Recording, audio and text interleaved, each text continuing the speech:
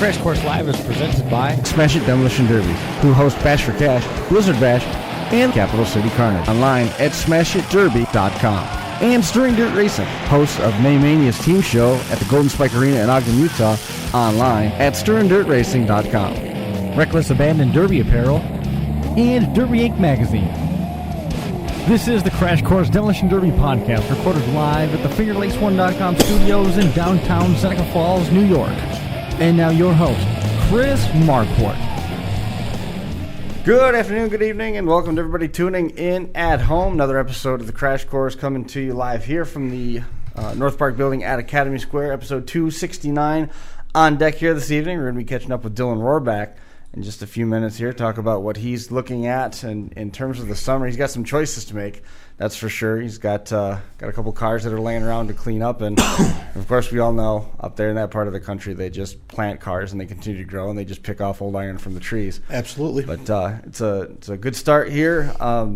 A bit of a quiet weekend. We got to go down and check out the Orange County Fair Speedway down there for the first time I've never been, and there was posters hanging all over for the upcoming Demolition Derby that's going to be held there later on in 2019. So You've never been to Middletown? I've never been to a derby there, no. I'd never been to Middletown, period, before Sunday. Yeah, as many races and stuff as I've been to, Middletown was not one of them. No So that was really cool. While we were going down, I think at that point we were still on the thruway. We were on our way down 90, and going the opposite direction was a orange and purple Lincoln with swap meet decals on one side of it. Saw that at Deckers. So I'm pretty sure we know who that belongs to. That was that car that was on display at the swap meet up at Paradise.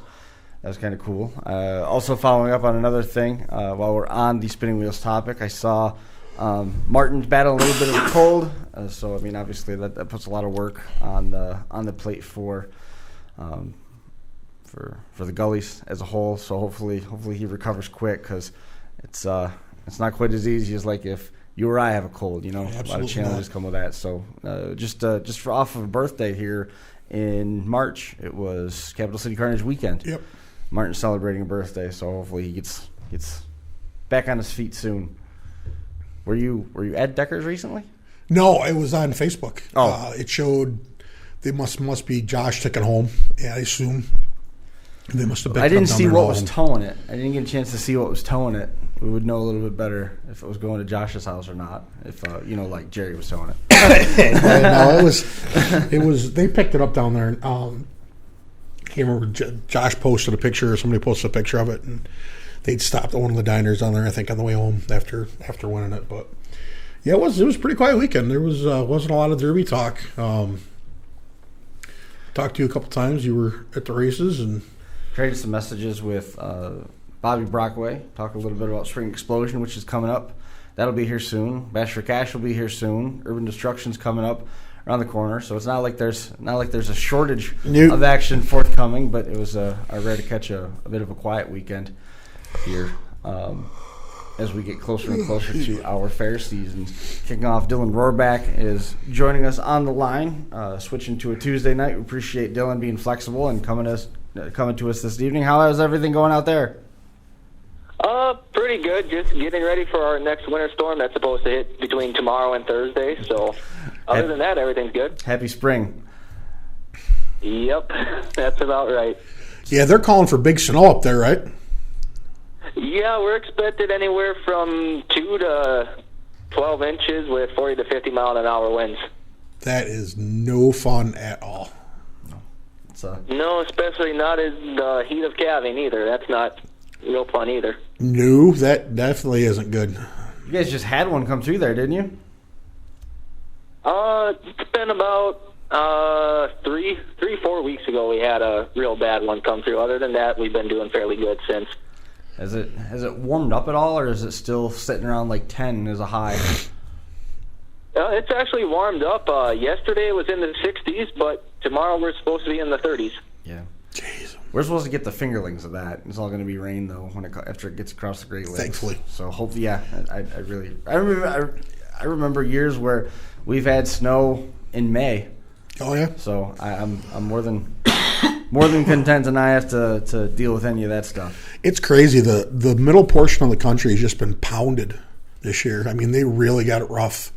I mentioned talking with some guys at Capital City Carnage. And you see it on the news and you feel bad but you don't really understand it until you talk to somebody that lives out there and tells you, about farms disappearing, and it's crazy. Mm-hmm. But hopefully things clear up for the guys out there. Do you still get the opportunity to get in the shop and work it all on the cars when you're dealing with snow like that? Oh, yeah, that's kind of the main time when one can get in and work on the cars. I mean, you check on the cattle every few hours, and then there's nothing else to really do other than get the equipment ready for planting and seeding, but that's a couple weeks out, too. So, yeah, that's the main downtime when the snow is on the ground to get the cars worked on. How far is this going to set you behind in terms of planting? Hopefully not too. If it's a heavy wet snow, hopefully not too much. If the sun can come out and melt it down. I mean, quite a bit of the snow around our area has receded quite a bit. So we just need the wind and the sun to pick back up. In 2 to 3 weeks, hopefully, one can be getting into the fields. Right on. So with all this extra time, I'm sure you just decided to start burning as much welding wire as you could, and you must have like 7 cars built by now. Nah, that's not quite the case. I've got the itch going back again since Carnage and stuff, and have been working on that. And after getting out and looking at the car and looking at the back end, I thought that was kind of a disaster. But with the equipment one's got around here, I figured I'll see what I can do with chaining the front to a 4-wheel drive tractor and then pulling out the back end with a payloader.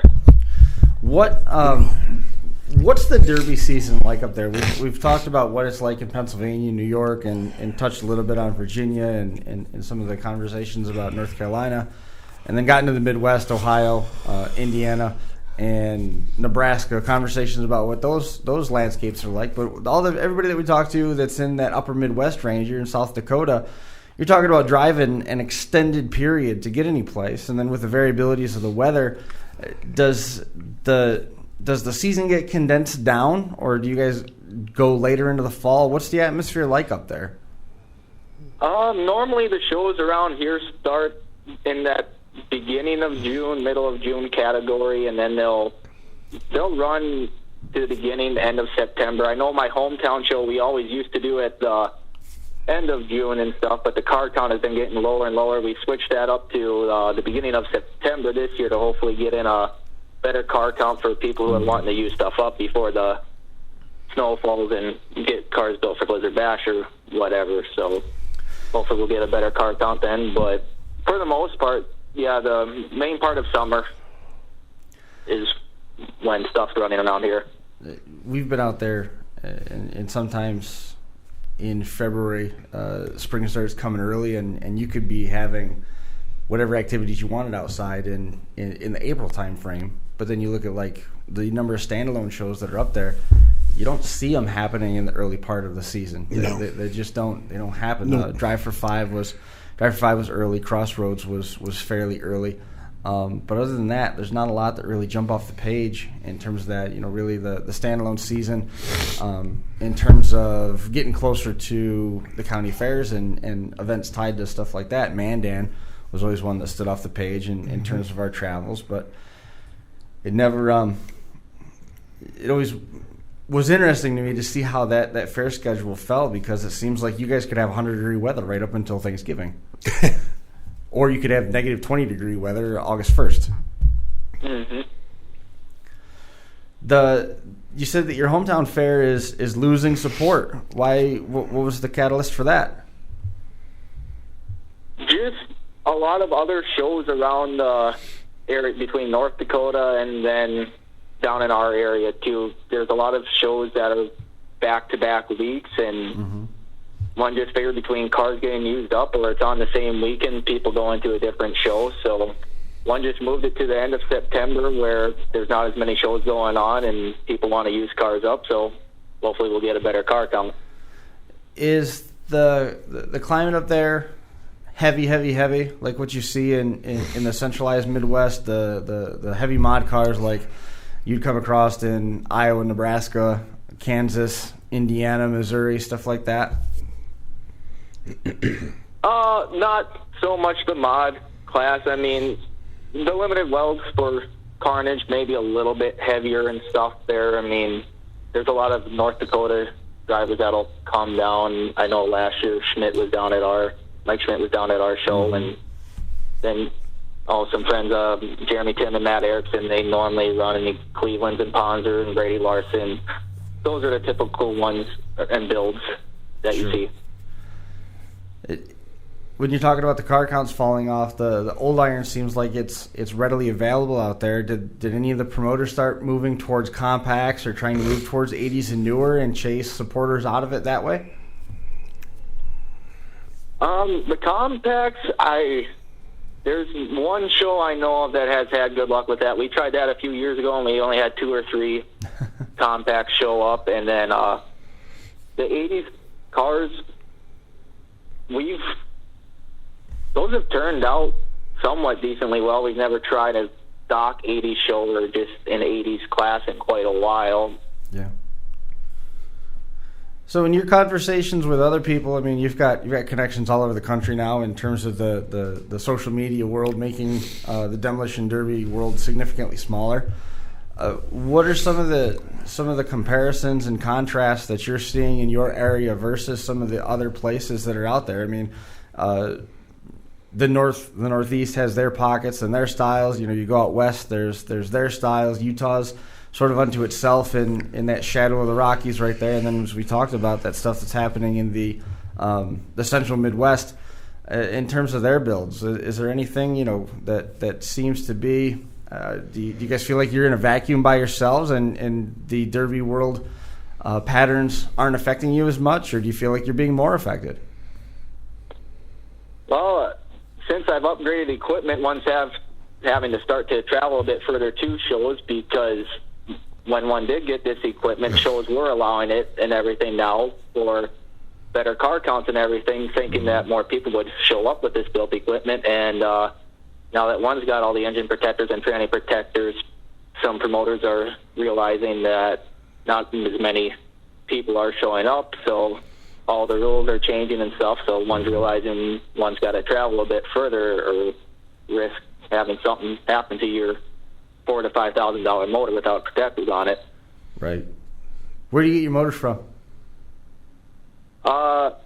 I had a Grop originally, and that's just sitting on the shelf right now, and I've got 2 from a guy out of Watertown who I've had trust, a 355 and a 383 Stoker. Gotcha. We've talked about that happening here as well, is all of the drivers started pushing towards getting one thing or another that they wanted added to the rules, and then it was added, and the car counts began to fall faster than what they were, and you weren't gaining the people. Individuals weren't traveling to the fair events the way that the suggestion might have warranted. The belief didn't come together, and those rules, as they started to change and take shape, people didn't build their own stuff. They just quit going. So then you had to make a choice. Are you gonna try and bring people who quit back, or are you going to cut people who are supporting you with what they've got and cut them out? Derbies can be kind of a fickle crew. Understatement. And I mean, and I've touched on it a bunch. I really like to watch all forms of derbying. From the mod cars that they run at Blizzard Bash to the Relic class at San Filippo. I really like all style builds and but and I guess I can only really talk for my region. Sorry, Josh Fuel. But it seems like in New York, we get a bunch of guys that say they want to run mod cars. We want full weld mod cars, like they run at Blizzard Bash. Okay. So, for instance, the first coup show, they have full, basically it's Blizzard Bash builds. Mm-hmm. And they had a pretty decent turnout. They had quite a few of those cars, and more guys wanted to do it. And, then all of a sudden they tried having more of those shows, and they started getting fewer and fewer cars. And it's, I think promoters kind of have to, they have to pitch to the players that they have. I can't see this area having, and again, it's just my opinion, and you know what they say about those, but I can't see there being a bunch of heavy weld modified shows in New York. So I just don't think there's enough guys that'll follow it and do it. I mean, I personally don't know a lot of guys that want to spend $10, $12, $14,000 on motors and rear ends and transmissions and braces and all that stuff. And it seems like at the standalone, the bigger shows that we go to, there's kind of something for everybody. And I kind of think that that's a great way to do it. But I think Demolition Derby is healthy, but I just think there's a natural ebb and flow. Oh, you know what I mean? I think you're peaks and valleys. Yeah, I mean, there's let's be honest. I mean, guys get mad at promoters every year. It doesn't matter. It doesn't matter who the promoter is. They're going to make somebody mad. So a couple people, we can lose a couple people that way, and some guys, just can't run for a year or two, but there's just natural ebbs and flows, and I don't know if I don't know if you'll ever see one style take over, but I mean we've seen a pretty steady trend back towards the lighter builds, which I think is great. Right. I like seeing cars. Like that. Yeah, I love it.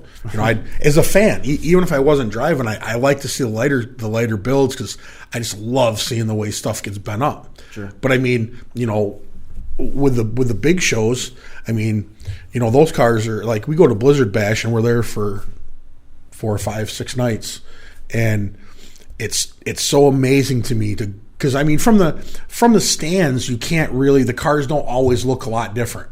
I mean, you see a tire get knocked off, and you'll eventually see the rear bumper at the rear window, but I mean, the fenders get dented up, but I mean they don't bend. But to go out and look at the cars as the guys are working on them, and see these enormous cages inside these cars that get hit and shifted. Mm-hmm. To see a plated front frame rail get hit so hard that it accordions, yep. And they're trying to stretch that back out. I mean, stuff like that is amazing, but a lot of not a lot, but some fans they don't get to see that, so it's not as intriguing to them.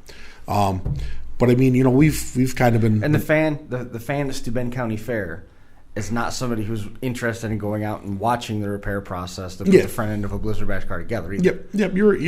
And that's that way for most county fairs. I mean, most people don't want to. I just pulled Steuben County because I was talking to Kenny Shupp the other day. It really has nothing to do with any.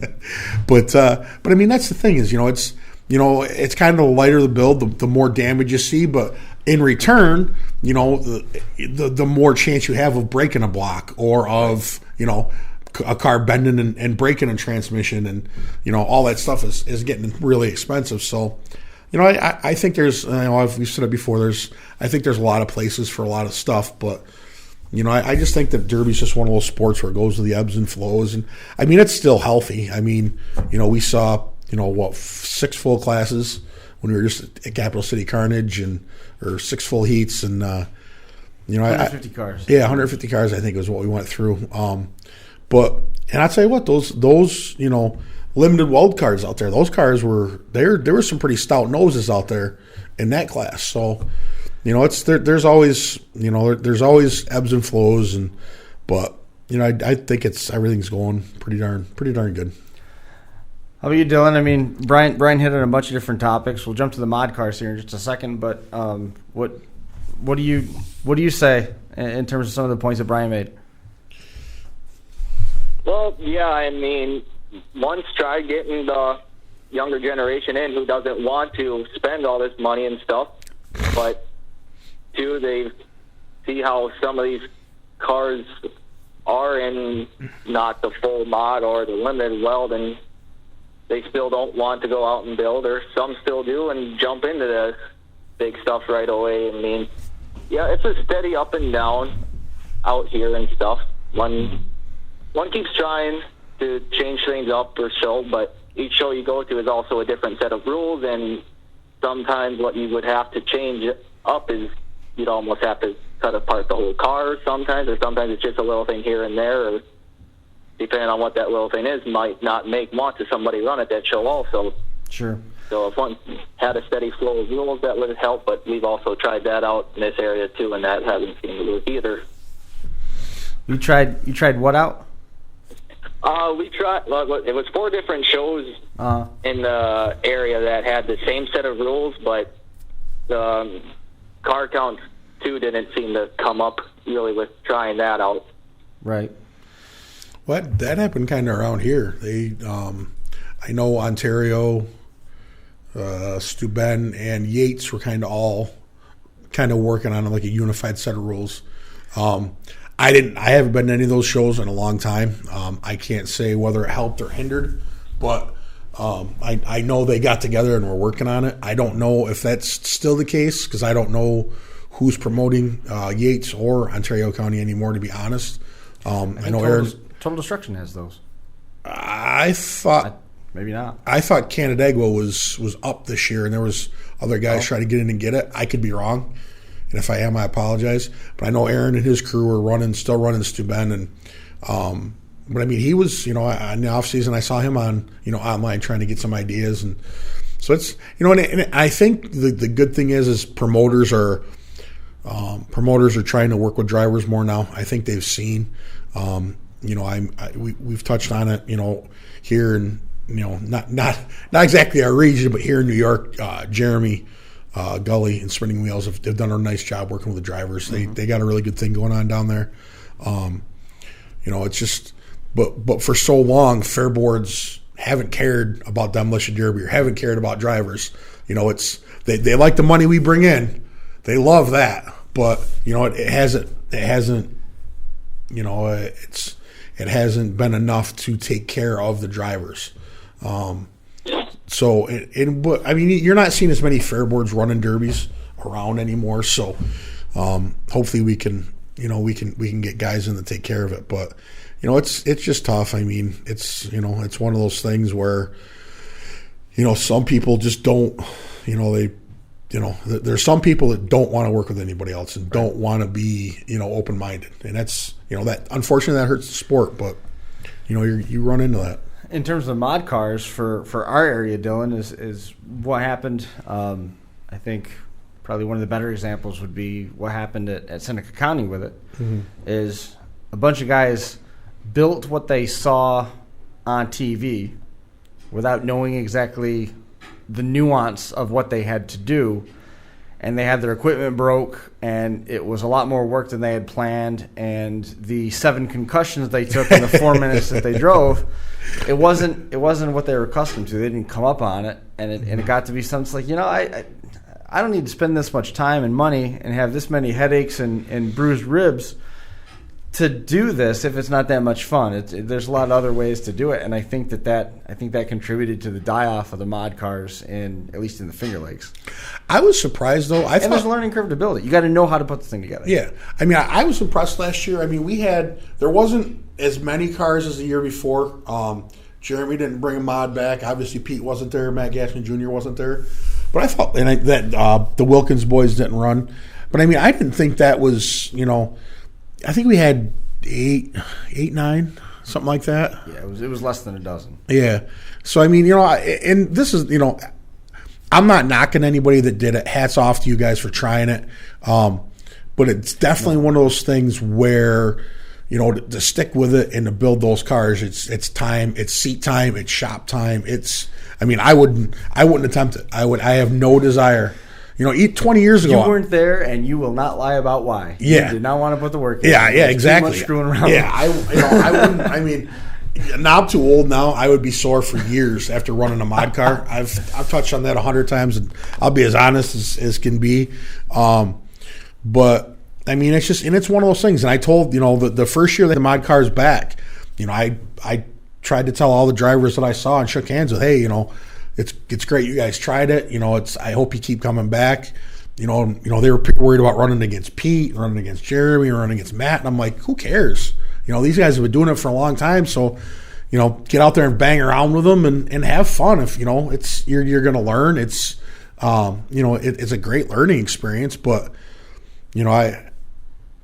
it wouldn't. I would like to see it for the guys. Maybe they move it around from county to county. I don't know. It's just something for the guys that want to do it. But I just don't think we're ever going to have heat with 30 mod cars or a mod class where 30 to 50 cars show up ready to go. But it's. But then you got the guys that we're not Kentucky and we're not going to be. Yeah, we're not going to, or Ohio or any of those places from out that west. But but there's still a lot of great builders and drivers in New York. That build great cars, but we've kind of, I would say the majority of kind of limited weld is probably the extent of it, and it's a great show. But. We'll see. We'll see. A good jumping off point right there, because Dyllan's got a couple limited weld cars, and most of his setups and everything are now still wrapped in those limited weld cars, and they're not done. You're trying to figure out what to do with them.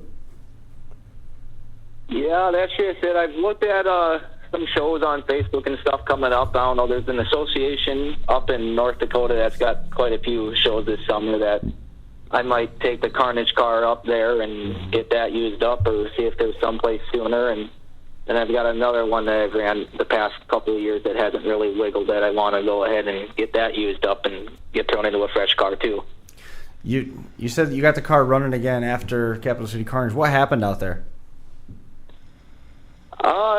Something that's never happened before. All 4 of my control arms on my rear end broke, so I have no idea how I was still moving at the end. Yeah, but, I think I remember his car getting carried off, and we made mention of it because the rear end, one of them, the rear end was really hanging bad. Did they take your car off with a dyno lift? Do you remember? Yeah, with the telehandler, yeah, they hauled it out with. Yeah, I remember mentioning that. I'd never seen that happen before either with all 4. More recently we've seen like the lower control arms break, and that's when you see the rear ends chocking on the the slider. But yeah, I remember seeing his break. Yeah, that was. Do you have any? Obviously hit and caused it, but if you want to answer, you can. But had you tried a different way of putting the rear end in, or tried a different way of mounting the bar or the control arms, or do you have any ideas what caused it? No, I've mounted it the same way I've been mounting it. Both the rears and uppers were all reinforced and everything, but they tore right at that rubber bushing on the lowers, and then right at the ears on the uppers like they normally do. But normally I've just had one lower brake here or there, or one upper. I've never had all 4 at one time go.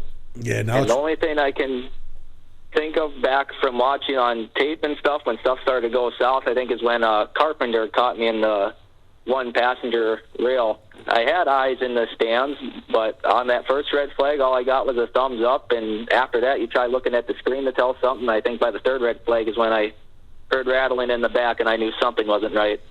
Yeah. Now that you mention it, yeah, we mentioned that on air. It was very strange to see that. I don't know if I've seen something like that before. I've seen pictures of aftermath, but that might have been the first one where I saw all 4 control arms break. I had no idea that the uppers were broke either until I crawled underneath the car later that night in the pits, because I was contemplating getting it ready again for the consolation until I crawled under and saw it was all 4, and both humps were completely kinked, and I just figured I can get more repair or more use out of it back here at home. Yeah, with the equipment you have, I'm sure you can just about get the frame as straight as it was when it came from the factory, and everything will be golden. The front hasn't moved at all. It's just the back 2 humps kinked, and I've pulled those back out already. It's done a little bit of tearing, but if I can throw hump plates on them, or just a plate in certain spots and cut more sheet metal away from the back end, I'll just worry about using up the front. Yeah, they're forward cars anyways. That backing up's for the birds. Yeah, that was something I didn't learn down there. I don't know why, but I decided to back up a bit more than I usually do. And if something would have happened earlier, I would have broken my stick. But you get down to those 6, 5, and 4 spots, and you think you have enough car left to hopefully make it to the feature, and just keep going with it. And Well, we said those were the guys who were going to have the most work to do in terms of getting back that. out. Chris said that in there. Those were not going to be the spots you wanted to be fixing cars coming from. They're going to be pretty wore out. Yeah, because usually it gets down to like the top 6, and it's usually a battle to get down to the 3 they're taking. But yeah, it's crazy to see what happens out there. So we talked a little bit about what you've got in your home area, your hometown show. It sounds like there's a pretty good batch of shows to pick from.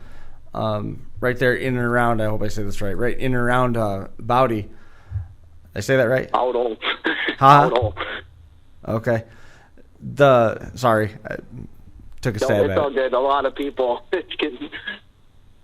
So how much traveling are you going to get to do this year? I mean, obviously you're limited, of course, by the farm and planting and harvest and stuff like that. Are we going to see it all at any of the fall shows? I don't know if I would maybe get asked to be on a Blizzard Bash team. That's something I would have to think about, but that's also something I'm leery on, too, is trying to build chemistry or something with other drivers that you don't know their driving style on. That's why when we were down there a couple years ago and ran, it was people from around the area, my cousin and my friend, and then Laura from North Dakota, and we've run with each other quite a few times before that. One's got that chemistry built up, so I don't know.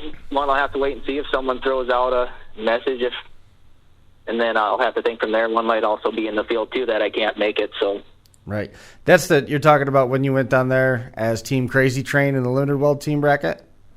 Right. Yep. Yeah. Yep. So those guys have done well, and you guys have had some good luck up at Mandan as well in the past, correct? We've actually haven't run up at Mandan. No. I've had friends, Jeremy Tim and Matt Erickson. They've had some good luck up there, and they only live about an hour away from me. But we've never ran up there. We've talked about it, but it's never happened. I thought you were there the year that fellow broke his femur. Had the blue silver car. Yep. I thought you were running with them. My mistake. Yeah. Nope. One was up there watching, but nope, one hasn't run up there. Gotcha. In terms of what you've got with the back of that car, how do you go about putting that thing back together? As ugly as it is, it had been ripping everything to pieces and those arches coming apart.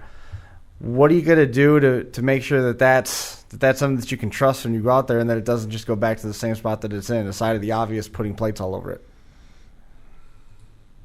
Well, if I'm not allowed to put plates over it, then I'm almost going to have to do like I've seen people do with caddies before and just cut off halfway at the humps and leave pretty much the rear end hanging out and then not worry about anything and hopefully trust that nothing's getting through a postal pumpkin or something like that. Right. Or just keep driving forward and don't let anybody hit you in the back end. Yeah, we've seen that before, and it always you see that pull out.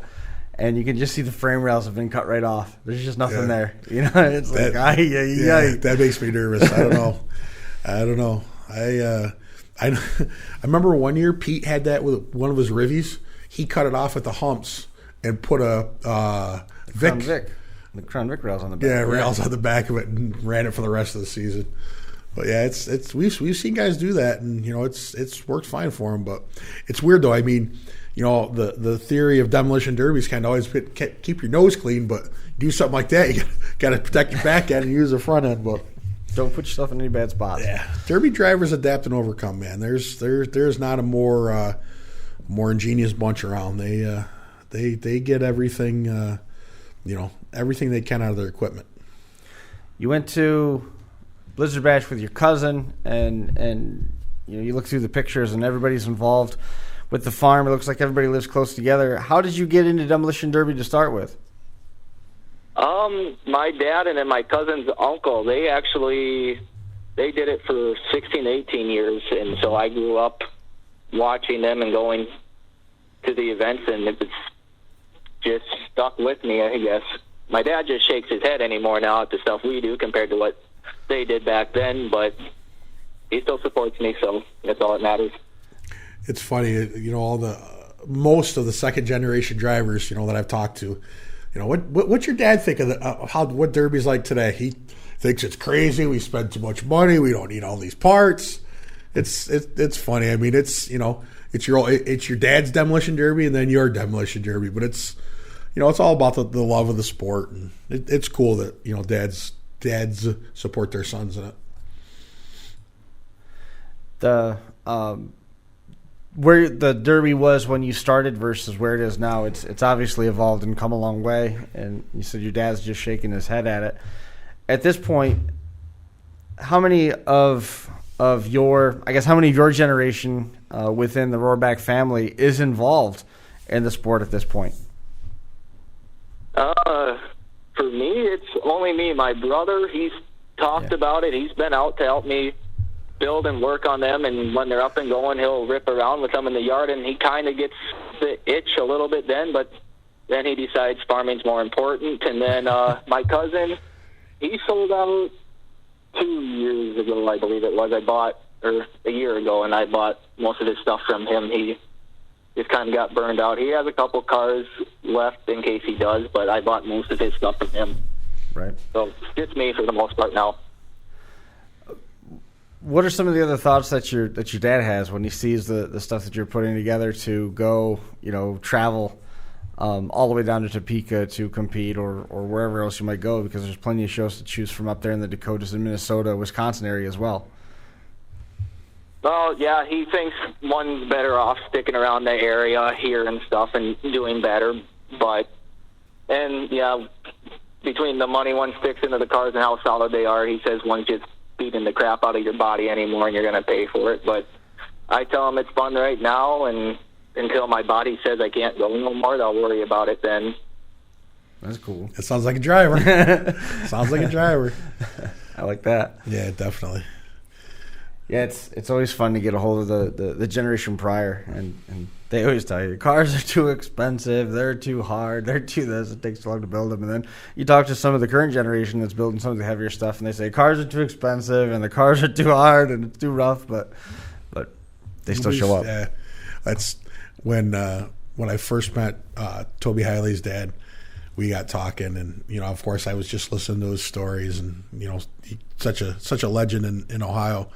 And I said, "What do you think of these cars nowadays? Oh, these kids, they too much of this and too much, And then he kind of smiled. And it's funny now because when we were at Bash for Cash, I think it was last year, Slam Man, Mike Decker and Toby were working both inspection lines. I walked over and put my arms around both of them. I said, it's your guys' fault these cars are built like these nowadays. They both laughed because they were kind of at the forefront for a lot of the R&D and the footwork. And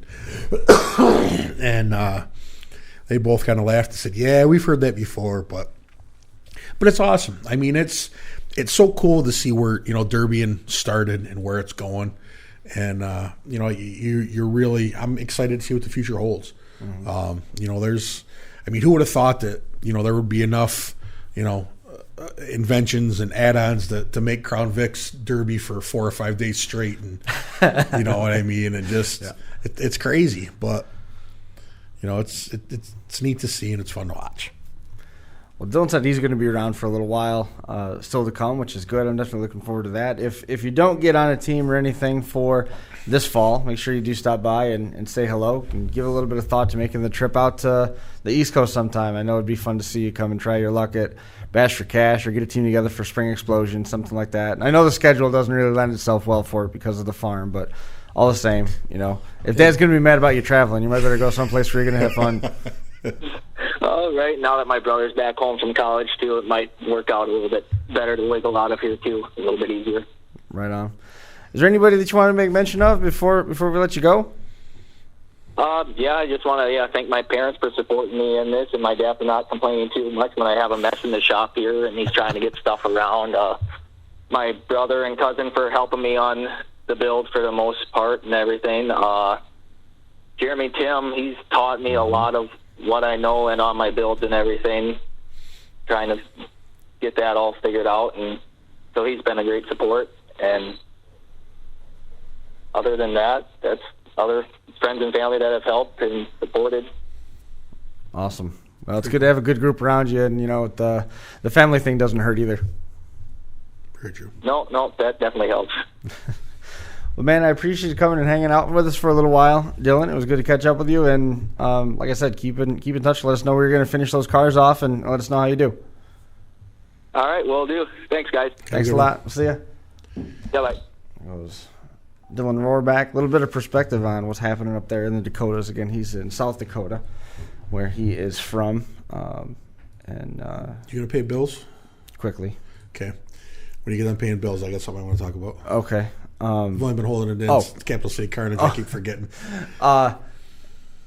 65% of our voters said that Bruce Johnson has to wreck his car this summer. Really? Yep. Cool. Yep. And he had drummed up a little bit of conversation on there. We had 147 votes by the time we were done. The poll got in front of over 1,700 people. And 65% of the folks said that he's got to get rid of it this summer. Got to wreck it this summer. 65-35 was the split.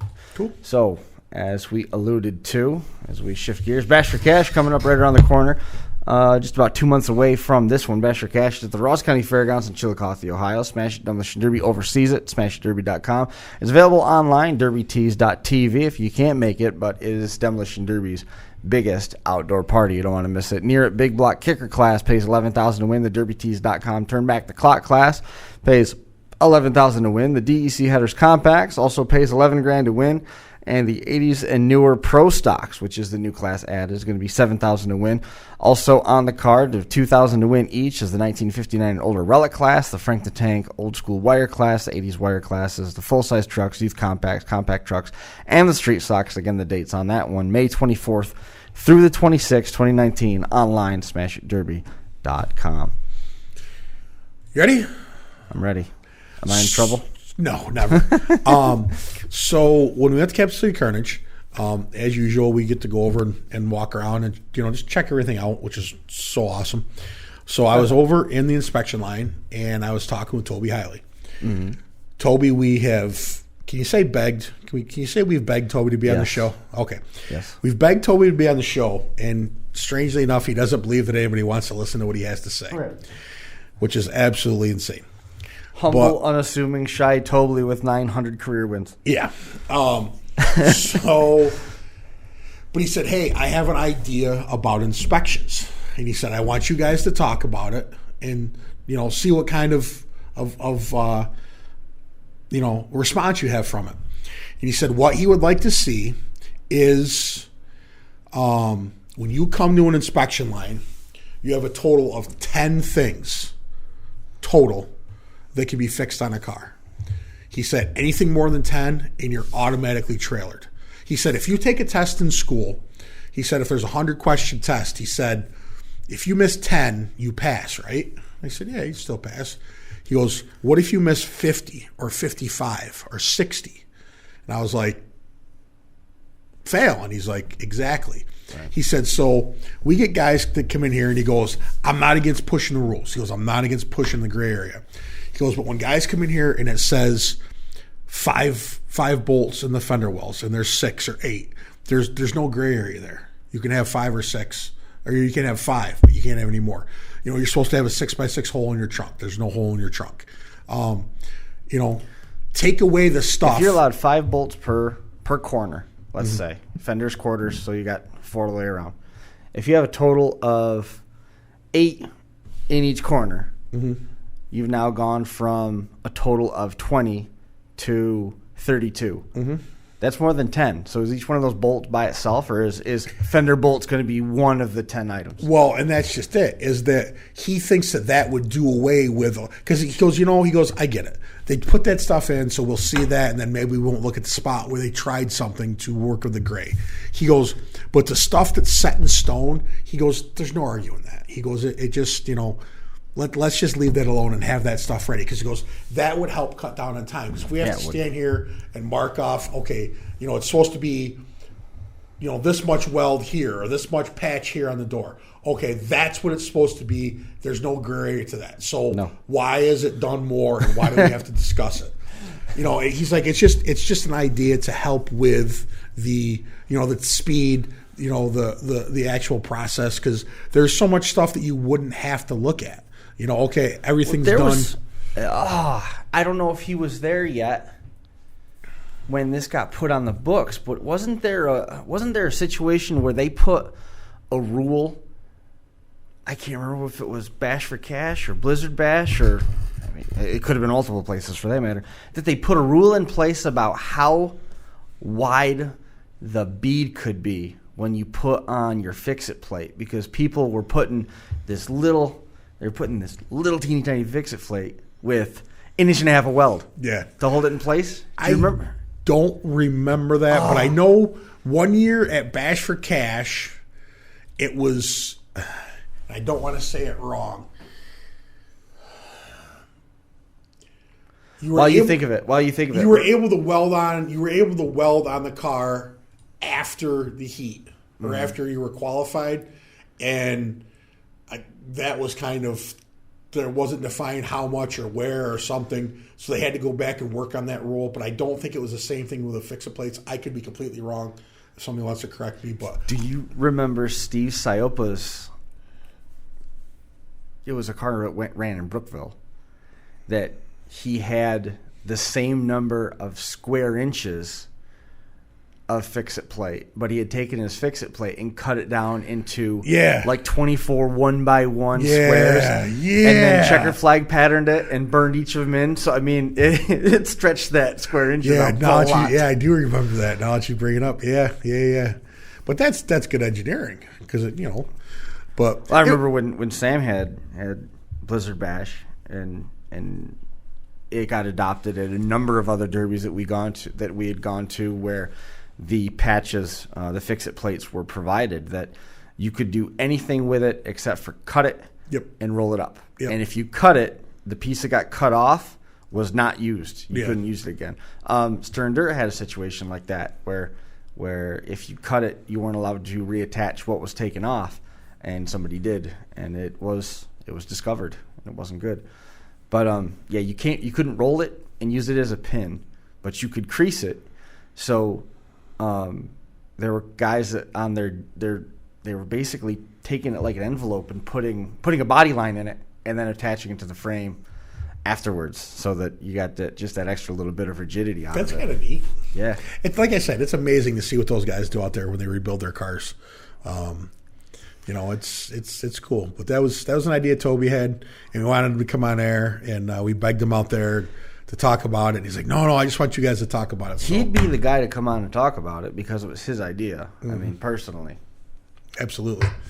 And I'll send him a message and beg again, but he'll tell me no. So, but yeah, so it's just one of those things, It's and thinking about it, I mean, there is definitely stuff, and again, I've never built to that level, and I never will. But I mean, there is some stuff that guys do that they just know is wrong.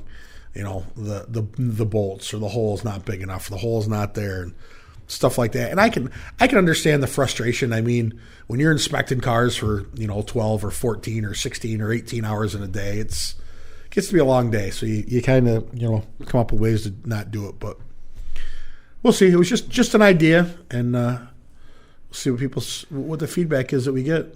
We'll get some feedback from them. Again, just talking about the stuff that is upcoming.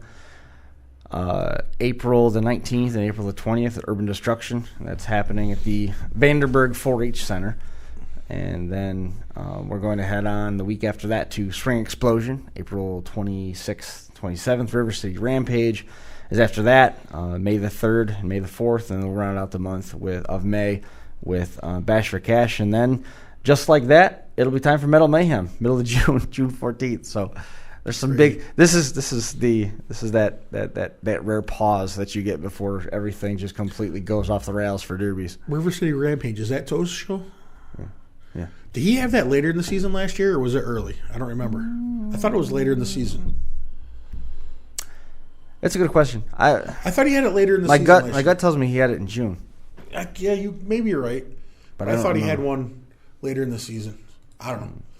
Maybe he's got two. Who knows? I don't remember. He had a couple shows, yeah, but he had a couple big shows, and I thought Rampage was later in the season. But again, I could be wrong, and if so, I apologize.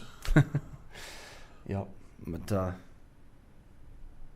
I think we covered everything we wanted to get to tonight. It was good to catch up with Dyllan. Learned a little bit about how the Dakotas work, because it's such such a big expanse out there. You know, A lot of space.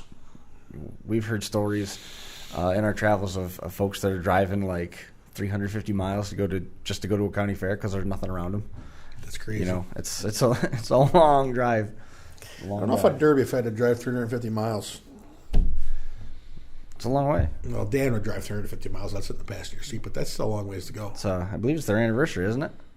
Is it? Dan and Kristen? No, their anniversary is in December. Oh, all right. They just started their I boyfriend-girlfriend anniversary just happened. Is that what it was? Yeah. I saw something on Facebook about it. Yeah. No, they got married December or January. She said yes, and we're still trying to figure out why. Yeah. Anything else pressing? No, how about you? No, not yet. Next week we'll probably get a hold of some folks. I talked with Bobby Brockway about Spring Explosion. Thought we were going to try and turn some attention to that this week, but we couldn't get the stars to align, so we're working on some folks that finished second to those guys when they won it last year. So we're going to try and catch up with them, and then obviously we'll be getting a hold of Brandon Dixon to talk about urban destruction, try and catch up with one of those drivers again as that comes up. So, I mean, there's plenty to talk about. Absolutely. Always is. Yep. Never fails. But that being said, I believe 269 coming to you on a Tuesday is in the books. Big thanks to Dyllan Rohrbach for coming and hanging out with us for a little while. That's going to do it for us here at the North Park Building at Academy Square. Brian Tompkins. I'm Chris Marquardt. We'll see you next time.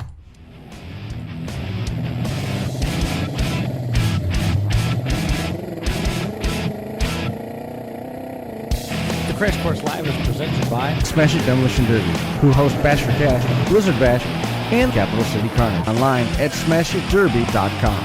And Stirring Dirt Racing, hosts of May Mania's team show at the Golden Spike Arena in Ogden, Utah. Online at stirringdirtracing.com. Reckless Abandon Derby Apparel and Derby Inc. Magazine. This is the Crash Course Demolition Derby podcast, recorded live at the FingerLakes1.com studios in downtown Seneca Falls, New York.